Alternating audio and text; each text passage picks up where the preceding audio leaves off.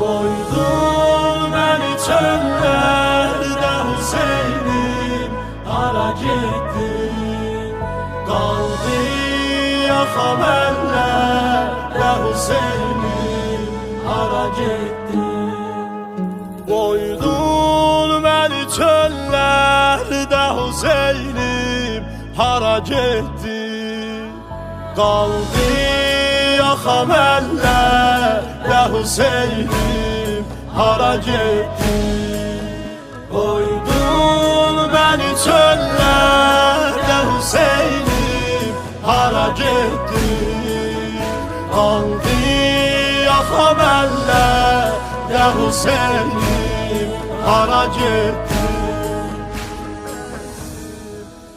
Quşlar yarası qanatırdı qulağından, peykan kimi çıxmırdı tikanlar ayağından.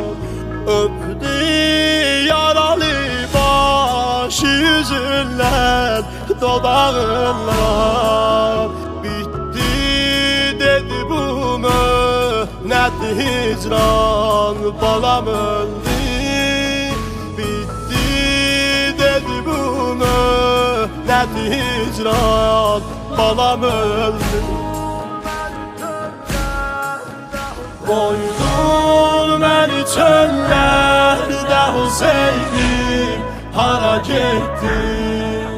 Qaldı yaxam əllərdə Hüseynim, hara getdin? Qoydun məni çöllərdə Hüseynim, hara getdin? Qaldı yaxam əllərdə Hüseynim, hara getdin? Məqtəldə kəsilmiş başı ağuşun aldı. Eyvay atamın naləsi əflakə ucaldı. Qəmçilər əzələləri bir anda boşaldı. Can yandıran ahilə verib can balam öldü.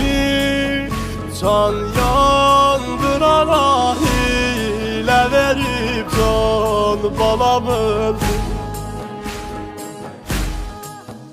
Qoydun məni çöllərdə Hüseynim, hara getdin? Qaldı yaxam əllərdə Hüseynim, hara getdin? Qoydun məni çöllərdə Hüseynim, hara getdin? Qaldı yaxam əllərdə Hüseynim, hara getdin? Bir parça kəfən olmadı bir an əsərade. Dəfn oldu anam Fatimə mirası qaradı.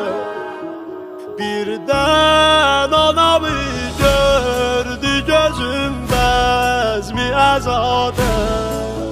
Gördüm qoparır naləvi əfqan, balam öldü. Gördüm qoparır naləvi əfqan, balam öldü. Qoydun məni çöllərdə Hüseynim, hara getdin?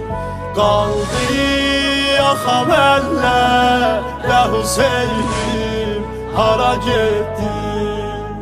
Qoydun məni çöllərdə Hüseynim, hara getdin? Qaldı yaxam əllərdə Hüseynim, hara getdin?